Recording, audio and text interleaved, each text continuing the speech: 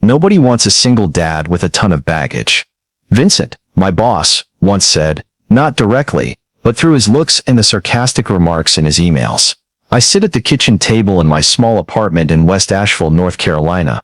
The afternoon sunlight slipping through the blinds, painting streaks of light across the cluttered surface. Financial papers, a chipped coffee mug, and a small framed photo of Noah, my 14-year-old son, grinning ear to ear next to a basketball. This is the corner that keeps me sane. I, Daniel Carter, 45 years old, am racing against time to finish a balance sheet for Vincent Caldwell's company. Tap, tap, tap. The rhythm of the keyboard is my beat, keeping me focused amidst the storm of work and fatherly responsibilities. This apartment, with its worn sofa, bookshelf stuffed with Noah's history books, and the faint smell of coffee, is the home I've built from sweat and love. 12 years of being a single dad have taught me to find peace in chaos. Noah is the center of everything. Not just because he's smart or talented on the court, but because of his heart. The way he hugs me after a long day, or sneaks a note saying best dad ever onto the fridge, makes every hardship vanish. But societal prejudices, and Vincent along with his mother, are always there to remind me that I'm not enough. Not successful enough, not masculine enough, not enough to belong in their world. Before diving into the story, comment where you're watching from, and don't forget to subscribe so you never miss the latest video. Noah pushes the door open, dripping with sweat, brown hair plastered to his forehead. Dad, you done yet? He asks, leaning against the doorframe, eyes bright, but full of mischief. Almost, buddy, I reply, glancing at the chipped coffee mug on the table. Homework done. Noah waves a crumpled sheet of paper covered in scribbled numbers. Yeah, but history's super tough. Something about the American Revolution. I smile. The laptop buzzes. An email from Vincent pops up. Daniel, check my wedding budget. Don't let me down. You're probably good at these little tasks, he writes. His familiar mocking tone dripping through. Vincent Caldwell, 38, CEO of the financial firm where I work. Always finds ways to make me feel small. He sees me as a failure, a single dad who chooses his kid over chasing money. I swallow my anger, typing faster. This job is my and Noah's lifeline. School jerseys and basketball practices aren't cheap. The phone buzzes, Eleanor Caldwell's name flashing on the screen. I take a deep breath, bracing myself. Eleanor, Vincent's mother, is the embodiment of elegance and contempt. Daniel, her voice cuts through. Icy, you're coming to the mansion in Biltmore Forest this weekend. Right? We need to discuss Vincent's wedding. Amelia, the bride, will be there. She pauses for a second, then adds, you're bringing Noah, aren't you? It's not a question. Yes, I'll bring Noah, I reply, keeping my voice steady. She sighs. Fine, but keep him in line. This is Vincent's moment. She emphasizes moment, as if my son's presence is an insult. What does Amelia do? I ask, trying to keep my tone neutral. Amelia Harper, investment consultant, Harvard grad, from a distinguished family. Eleanor says, her voice thick with pride. She's perfect for Vincent. I don't respond, just nod over the phone, though she can't see. I hang up, staring at the computer screen. Noah's humming in the next room, probably doodling basketballs again. My chest feels heavy. Noah senses Eleanor's coldness, Vincent's indifference, though he doesn't say it. Eleanor and Vincent live in a world of designer bags, perfect smiles, and lavish parties. To them, I'm just the single dad in worn shoes, scraping by. But I don't care what they think. I have Noah, and that's enough. I look out the window, the sunset casting a golden glow over the backyard, where Noah's basketball lies still. This weekend, Noah and I will step into Eleanor's mansion, facing judgmental looks and veiled insults. But I'll keep my head high. For Noah, for myself. I brush my fingers over my son's framed photo, whispering, we've got this. The typing resumes, blending with my heartbeat. Whatever Vincent and Eleanor think, I know who I am. Noah's dad, and that's everything. I stand before the intricately carved wooden door of Eleanor Caldwell's mansion in Biltmore Forest, my hand tightly gripping Noah's. The sunset drapes the upscale neighborhood in a golden sheen, but it doesn't ease the stifling feeling in my chest. The mansion, with its stained glass windows and polished wooden columns, looks more like a museum than a home. I smooth Noah's jacket, giving him a reassuring smile. Ready, buddy? Noah nods, his eyes bright but wary. I'm good, Dad, he says, his voice small but firm. That look like a silent shield twists my heart.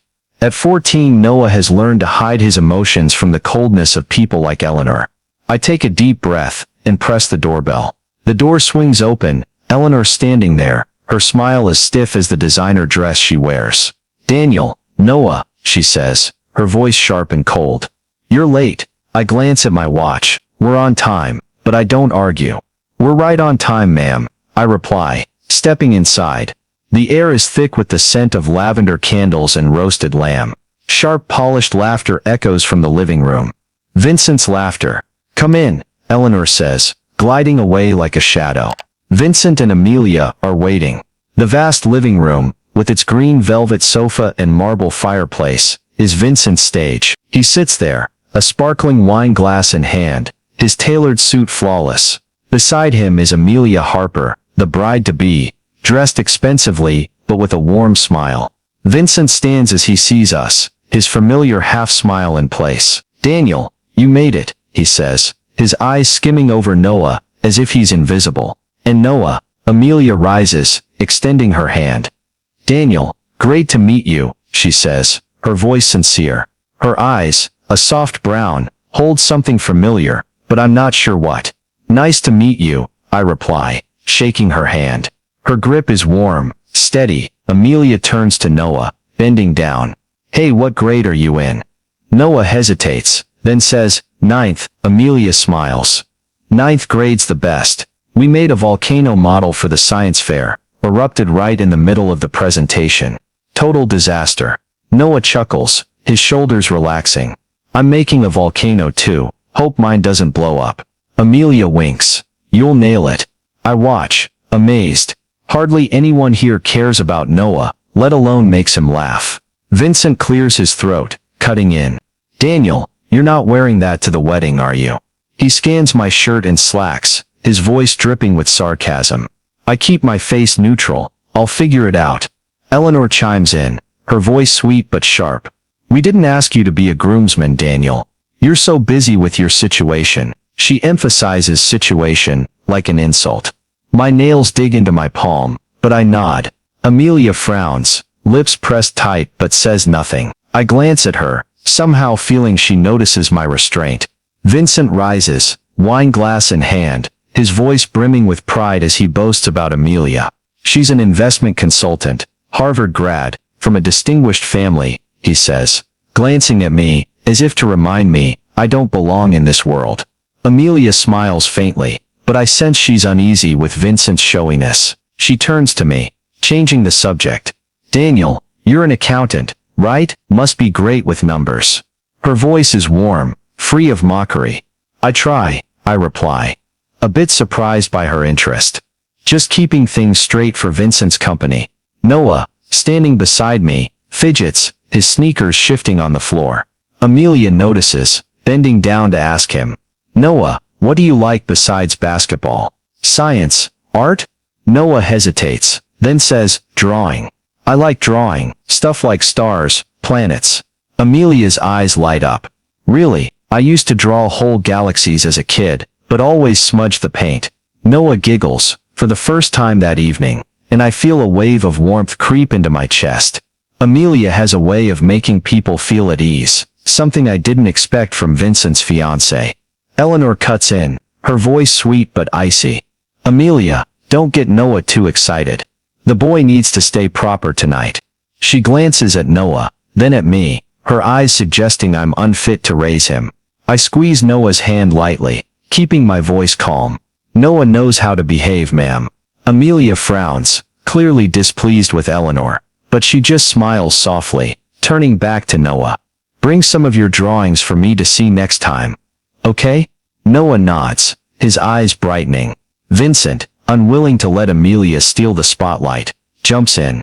Daniel, the wedding budget's on track, right?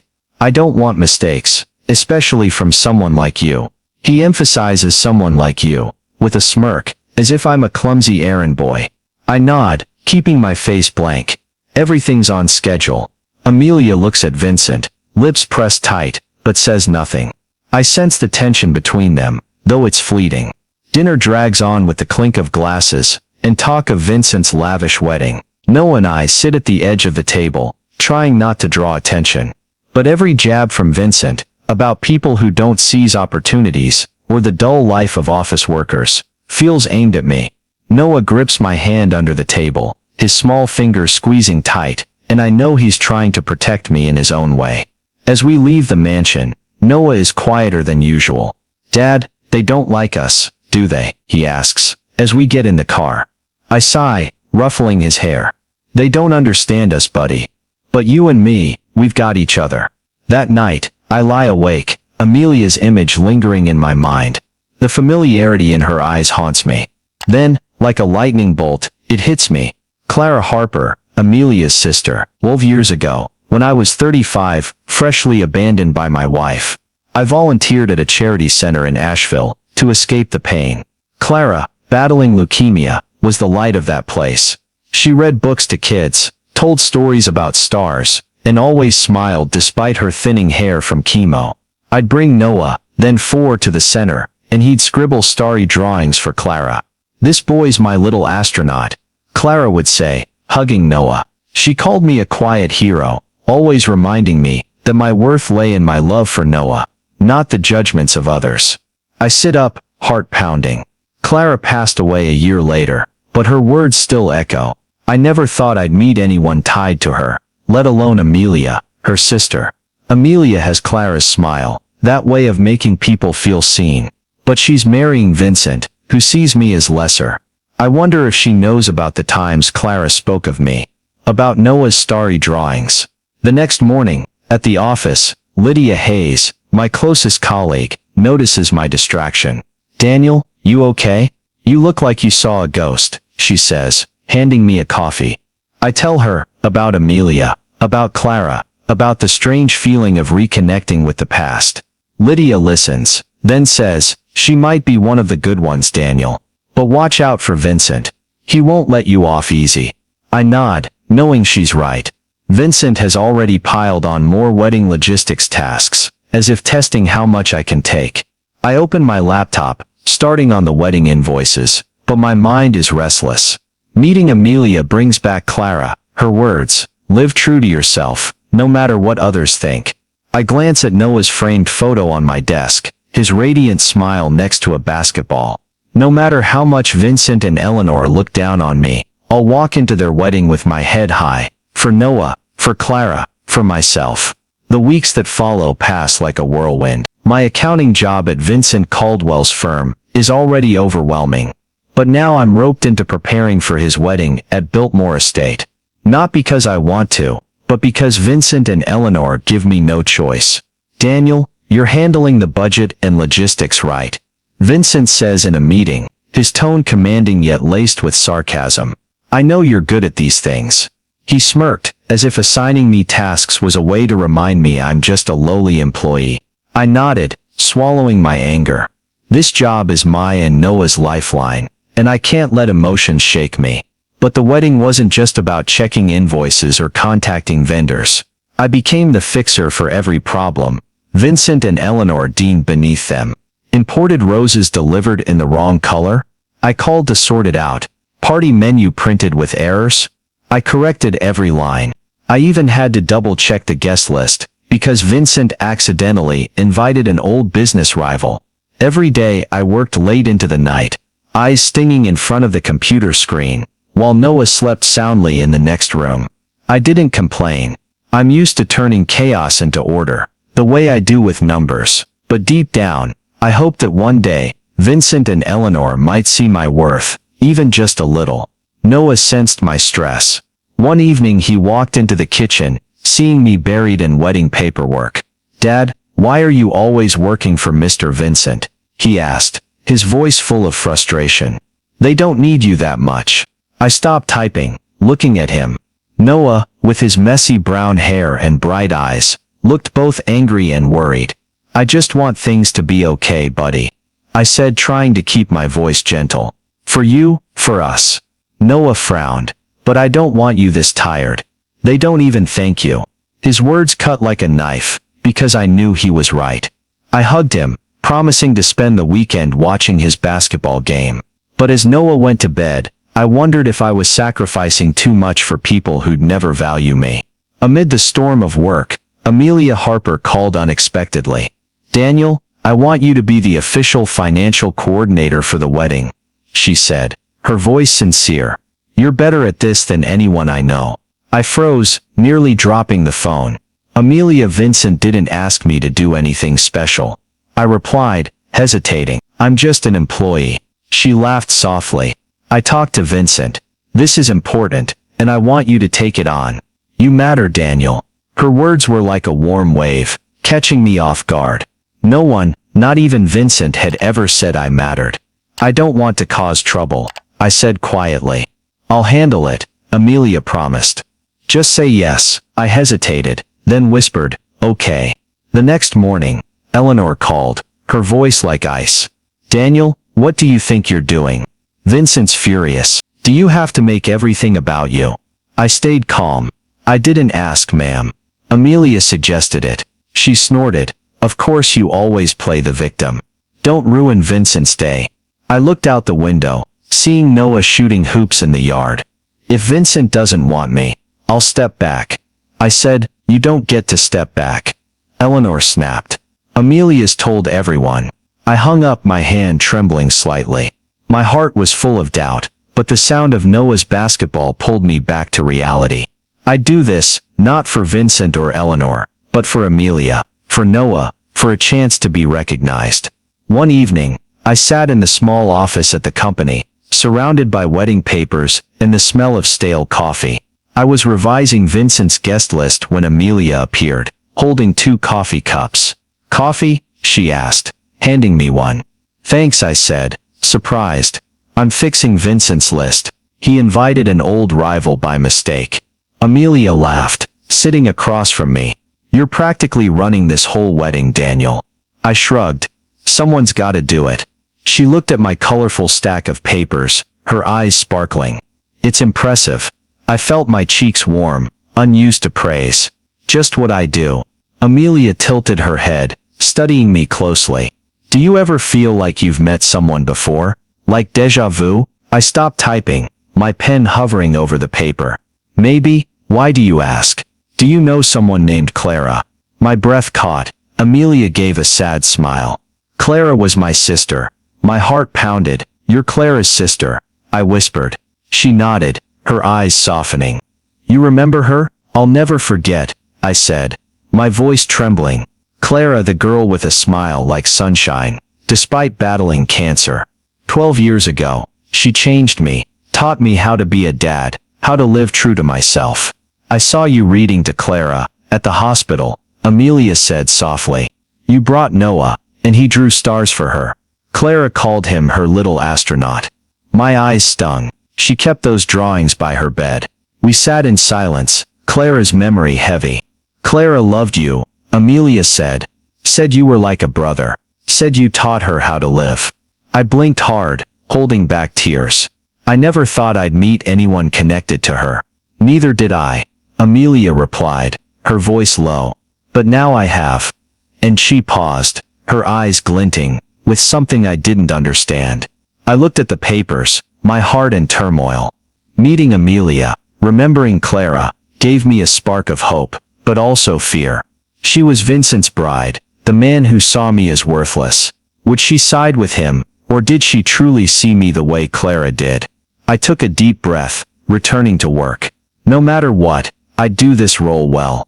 The wedding day of Vincent Caldwell and Amelia Harper took place at First Presbyterian Church in Asheville, North Carolina, a scene straight out of a painting. Stunning white stone columns, vibrant stained glass windows under the sunlight, and white roses lining every aisle. I, Daniel Carter, stood in the wings, checking the guest list one last time on my tablet, ensuring no mistakes. The financial coordinator role Amelia gave me turned out to be an empty title. I was still just the guy fixing errors, handling odd jobs, and standing on the fringes of Vincent's elite world. But I didn't care. I was doing this for Amelia, for my self-respect, and for Noah, my 14-year-old son, sitting in the front row, wearing a small suit, his eyes full of pride. Noah grabbed my hand before the ceremony started, whispering, "Dad, you look cool." I smiled, kissing his forehead. "Thanks, buddy." My navy suit was simple, no match for the designer outfits of the guests, but I felt okay. I'd heard enough from Eleanor Caldwell about being common, or boring. Those words didn't hurt anymore. I stood behind Vincent, doing my part, moving quietly. In the bride's prep room, Amelia was the centerpiece, her wedding dress sparkling like stars. Bridesmaids fussed around her, adjusting her veil, but Amelia seemed distant, her eyes pensive. Eleanor sat in the corner, her gaze sharp as a blade, whispering to a bridesmaid, "Daniel's suit, so typical of him." I overheard but smiled, as if her words didn't reach me. Amelia caught my eye, nodding slightly, as if to say she understood. I nodded back, feeling a quiet connection. The ceremony went flawlessly. I stood behind Vincent, holding a notebook, ready to handle any issue. Noah sat in the front row, grinning whenever I looked at him.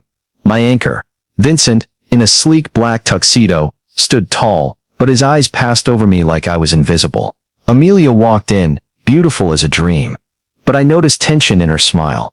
I wondered if she truly wanted this day. The reception at Biltmore Estate was another world, crystal chandeliers, silk-draped tables, and the scent of fine wine. I stood in the corner, finalizing invoices with the vendor, when Vincent pulled me to the center of the room. "Daniel, come here," he called, his voice louder than necessary. Guests turned, curious.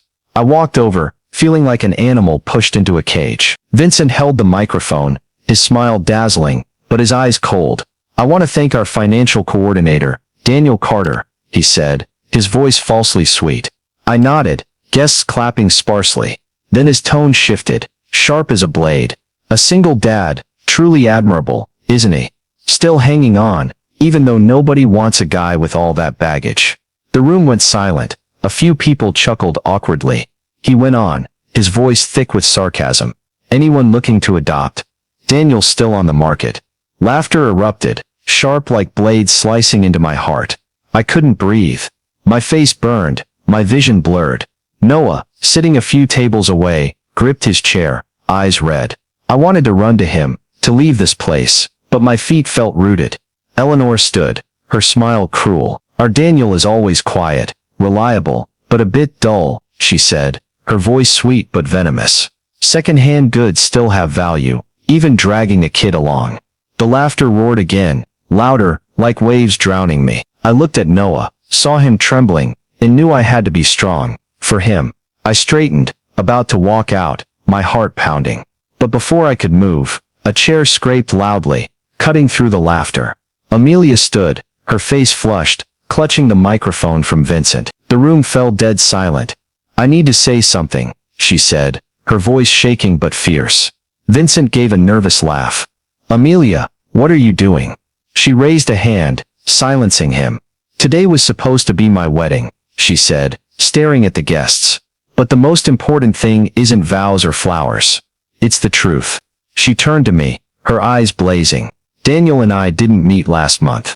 We met years ago, when my sister Clara was fighting leukemia." Murmurs spread through the room. I stood frozen, my heart racing. "Daniel volunteered at the hospital," Amelia continued. "He brought books, sang to Clara, gave her hope.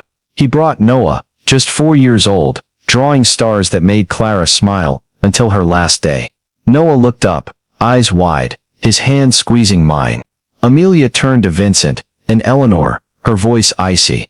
"But what I heard tonight was cruelty, and I won't stand for it." Vincent paled. "Amelia, what are you saying?" She cut him off. "I'm calling off this wedding." Murmurs turned to gasps. A wine glass shattered somewhere. Eleanor shot up, face ashen. "You don't know what you're doing." "I know exactly," Amelia said, her voice firm. "Send me the bill. I'm done." She stepped down, kneeling before Noah.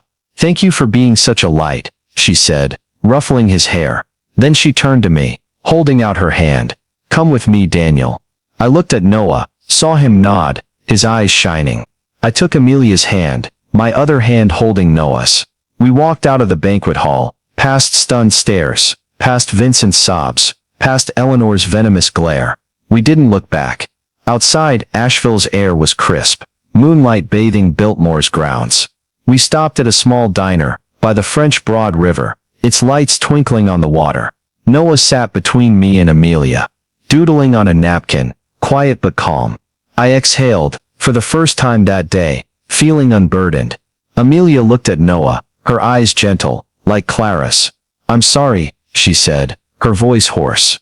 "For what they did to you, to Noah, for that cruelty." She gave a weak smile, her eyes glistening. "I just wish I'd seen Vincent for who he really was sooner." I shook my head. "You don't need to apologize for their choices." You stood up. "That's enough." We sat there, the food growing cold on the table, but no one cared. Noah looked up at Amelia. "You knew Miss Clara, right?" Amelia nodded, her eyes misty. "She was my sister. You drew stars for her." Amelia smiled, touching Noah's hand. "I know, Clara kept them by her bed, called you her little astronaut." Noah grinned, a rare smile, and I felt my heart warm. Despite Vincent and Eleanor's attempts to crush me, I still had Noah, and now Amelia, who brought Clara back into my life. I looked at Amelia, my heart full of questions. "Why did you do it?" I asked softly. "Call off the wedding. Stand up for me and Noah." "You didn't have to." Amelia stared at her coffee, her fingers tracing the rim. "I owe you an explanation," she said, her voice low. "When Clara died, I was lost.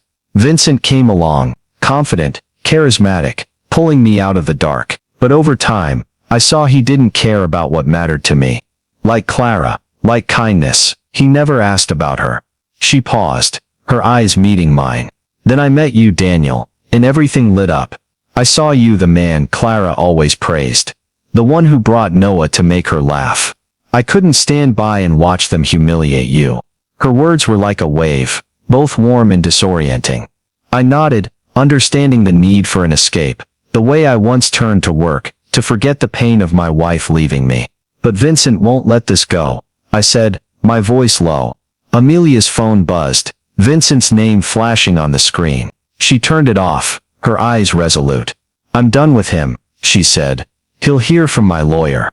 I looked at her, seeing the same determination as Clara, and knew she meant it. Noah, still doodling on the napkin, looked up and handed Amelia a sketch. A twinkling star next to a basketball. "For you," he said, his voice shy. Amelia took it, her eyes lighting up. "Thank you, little astronaut," she said, using the nickname Clara had given him. Noah smiled, and I felt an invisible thread connecting us. Me, Noah, Amelia, and Clara's memory. In that moment, I was no longer the failed single dad Vincent and Eleanor labeled me. I was Daniel Carter, Noah's father, the man who brought joy to Clara. My phone buzzed, a text from Lydia Hayes, my closest colleague. "Daniel, Vincent's furious at the office. He's threatening to fire you. You okay?" I read the message, my heart sinking. Amelia noticed the change in my expression. "What's wrong?" she asked. I told her, my voice calm despite the turmoil inside. "Vincent doesn't like losing. He'll make me pay." Amelia took my hand, her eyes unwavering. "You're not alone, Daniel. I'll help you. We'll get through this." I nodded, unsure of the future, but feeling a spark of hope from her support. We sat a while longer, the food growing cold on the table, but no one cared. Noah leaned against me, his eyelids drooping, and I stroked his hair, feeling a rare peace. Amelia gazed at the river, her eyes distant. "Clara would be proud of you, Daniel," she said softly. "And of Noah." I smiled, thinking of Clara, of the stars Noah drew for her. "I hope so," I replied. "And you, Amelia, you made Clara proud tonight." As we left the diner, Noah held my hand, his steps lighter. Amelia walked beside us, her silhouette blending into the moonlight. I didn't know what tomorrow would bring, what Vincent would do, what would happen to my job, but I knew I wasn't afraid anymore. With Noah by my side, and Amelia bringing Clara back into my life, I felt stronger than ever. We stepped into the Asheville night, leaving the insults behind, heading toward a new beginning. After that fateful night at Vincent Caldwell's wedding reception, my life, Daniel Carter's, began to transform. The moonlight on the French Broad River, where Noah, Amelia Harper, and I sat talking, seemed to mark a new start. I was no longer the failed single dad, in the eyes of Vincent and his mother Eleanor. But the price of that freedom wasn't cheap. The next morning, at the office, Vincent called me into his office, his face red, his voice a growl. "You think you can get away that easily, Daniel? I'll make sure you don't find work in Asheville again." I stood tall, looking him in the eye. "I don't need this job anymore, Vincent. I quit." He was stunned, but I turned and walked out, my heart light, despite knowing the road ahead would be tough. Lydia Hayes, my close colleague, was the first to support me. "You did the right thing, Daniel," she said, as I cleared my desk. "Vincent doesn't deserve your talent." Amelia, who had called off the wedding and stood up for me, didn't stand by idly either. She called that same evening. "Daniel, I have some connections in Asheville.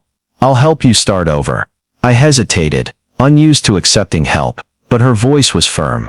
"Clara would want me to do this. Let me help." In the end, I agreed, not just for myself, but for Noah, my 14-year-old son, who deserved a confident, happy father. With a small loan from Amelia, and contracts from a few of Vincent's former clients, I opened a small accounting office on Patton Avenue, downtown Asheville. The old brick building, with large windows overlooking the street, wasn't flashy, but it was mine. I painted the walls a soft gray, set a small sofa in the corner, and hung Noah's drawings, stars, planets, and basketballs, on the walls. The sign outside read Carter Financial Services, my name in bold. For the first time in my life, I felt I belonged somewhere, not as a hired hand in Vincent's world. Noah changed too. After that night at Biltmore Estate, when Amelia called him Little Astronaut, like Clara had, he grew more confident. He was elected captain of the school basketball team, and in the evenings, he'd tell me about games, his eyes shining. Once he dragged me to the backyard of our West Asheville apartment, tossing me a ball. "Dad, I want to make you proud," he said, his voice serious. I hugged him, moved. "You've made me proud for a long time, Noah." We moved to a smaller house in North Asheville, near Noah's school, with a backyard big enough for him to practice. The new place wasn't fancy, but it was cozy, filled with laughter, and the smell of bread I baked on weekends. Amelia became an essential part of our lives. She'd drop by, bringing coffee or science books for Noah, talking to him like an older sister. One afternoon, she visited my office, looking at Noah's drawings on the walls. "Clara would love this place," she said, her eyes sparkling. I nodded, thinking of Clara, who taught me the value of kindness. Amelia wasn't just a friend. She was a bridge, bringing me back to myself, to what Clara had believed in me. Vincent and Eleanor, meanwhile, faded away. The wedding cancellation scandal shook Asheville's elite. Social media posts spread about Vincent's cruelty, and his company lost major clients. Eleanor left a few voicemails, half apologizing, half blaming, but I didn't call back. I'd closed the door on their toxic world. My heart had no room for their bitterness. I just wanted to focus on Noah, my work, what truly mattered. One weekend, Noah, Amelia and I went to Grove Park Cemetery, where Clara rests. The cemetery sits on a hillside, overlooking the Blue Ridge Mountains, sunlight glinting through pine trees. Clara's grave is simple, engraved with her name, and beloved. I knelt, placing a bouquet of white daisies, Clara's favorite flower, on the headstone. Noah, beside me, held a small stone painted with a star and sun. "I made this for Miss Clara," he whispered, setting it by the flowers. "Thanks for liking my drawings." His voice trembled, and I saw Amelia blink, trying to hold back tears. I touched Noah's hand, then turned to Amelia. "She'd love this gift," I said, my voice hoarse. Amelia took my hand, squeezing gently. "Clara's always here, with us," she said. We stood in silence, hands clasped, hearts open. I closed my eyes, whispering to Clara, "Thank you for bringing us together." A soft breeze passed, warm like her smile. As we left the cemetery, I felt lighter, as if Clara had blessed the path ahead. Back home, I watched Noah play basketball in the yard, his laughter echoing. Amelia sat beside me on the porch, holding a coffee mug. "You did it, Daniel," she said softly. "Built it all back, from scratch." I smiled, looking at the distant mountains. Not alone, I replied. I had you, Noah. She nodded, and we sat there, savoring the quiet moment. No words needed. My life isn't perfect, but it's mine. The office on Patton Avenue grows busier. Noah grows more confident, and Amelia is a friend I cherish. Vincent and Eleanor are history, but Clara, through Amelia and Noah, lives on in my heart. I know, whatever the future holds, I'll face it, because I'm no longer second-hand goods. Noah's taller now, more confident, captain of the school basketball team. He still draws stars, planets and basketballs, soaring through hoops, but now they're framed, hanging throughout the office, and our small North Asheville home. One afternoon, Noah ran into the office, his jersey soaked with sweat, shouting, "Dad, I scored 20 points today." I left my desk, hugging him tight. "Great job, little astronaut," I said, using Clara's nickname. Noah grinned, his eyes blazing, and I knew he no longer carried the weight of Vincent or Eleanor's scorn. He'd found his place, and so had I. Christmas Eve, our little North Asheville house glowed with twinkling lights. Noah lay asleep on the sofa, wrapped in a blanket, dreaming of the new basketball shoes he'd begged for all month. Amelia and I sat by the fireplace, mugs of hot cocoa steaming with sweet warmth. The air was calm, no drama, just us, a family undefined by marriage or blood. Amelia gazed at the fire, its light dancing in her eyes. "I've been waiting for this moment," she said softly. She pulled a small box from her coat pocket, opening it to reveal a delicate vintage silver ring with a glinting green stone. "This was Clara's ring," Amelia said, her voice trembling. "She told me once, 'Give this to the person who shows you what family means.' That's you, Daniel." My eyes stung, tears rolling down my cheeks. I held the ring, feeling the cool metal, as if Clara were touching me. "Amelia," I whispered, at a loss for words. She took my hand, squeezing gently. "We're already family, Daniel," she said, smiling through tears. "But I want you to keep this, as a promise that we'll always be here, for each other, for Noah." I looked at Noah, sleeping soundly on the sofa, his face peaceful. I looked at the ring, carrying Clara's blessing. I didn't wear it, it was too precious to be just jewelry. Instead, I placed it in its box, setting it on the bookshelf where Noah's drawings rested. "We're already family," I said, my voice hoarse. "Thank you, Amelia." She nodded, and we sat there quietly, savoring the perfection of the moment. Outside the window, snow fell gently, blanketing Asheville in pristine white, as if the world were celebrating our new beginning. I thought of Clara, of the stars Noah drew for her, of how she guided me to Amelia. To this day, I thought of Noah, his journey from a shy boy to a basketball team captain, always making me proud. I turned to Amelia, smiling. "Want to hear Noah talk about yesterday's game? He said he almost broke the school record." Amelia laughed brightly. "Absolutely, our little astronaut is a true star." We burst into laughter, our voices mingling with the crackle of the fireplace, and deep down, I knew every struggle was worth this moment. I want to thank everyone who's listened to my story. Your support is a tremendous strength. If this story touched your heart, please share it, so others can know that, no matter how tough life gets, we can always find light, the way Clara led me to Amelia. To Noah, to myself, keep joining us, because there are more stories ahead.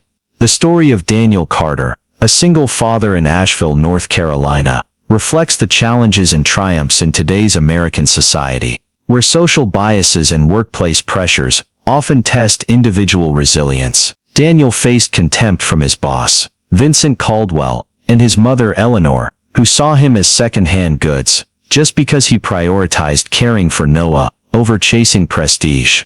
The public humiliation at the Biltmore estate wedding, where Vincent mocked Daniel as a guy with a ton of baggage, mirrors the reality that many Americans, especially single parents, are still judged through outdated lenses of success. Yet Amelia Harper's act of canceling the wedding to defend Daniel, and her subsequent support, from helping him open an accounting office on Patton Avenue to becoming a non-blood family, shows the value of empathy and community in overcoming adversity. Daniel's resignation under Vincent's pressure in rebuilding his life alongside Noah's growth from a timid boy to a basketball team captain, underscore that self-respect and family love are the bedrock of happiness. In today's American society, where work stress and biases can make you doubt your worth, learn from Daniel, stay true to what matters most, like your love for Noah, and seek out allies like Amelia, who see the light in you. Don't be afraid to leave toxic environments, like Daniel quitting Vincent's company, to build your own path, however modest, like the office on Patton Avenue. Cherish genuine connections, and hold on to faith, like Daniel did with Clara's memory, because those are what will lead you to a new beginning, like the warm Christmas Eve with Noah and Amelia. Thank you for joining me, Noah and Amelia, on this journey. If this story touched your heart, hit subscribe to keep following these meaningful stories. See you in the next video, where we'll explore more lights in the darkness.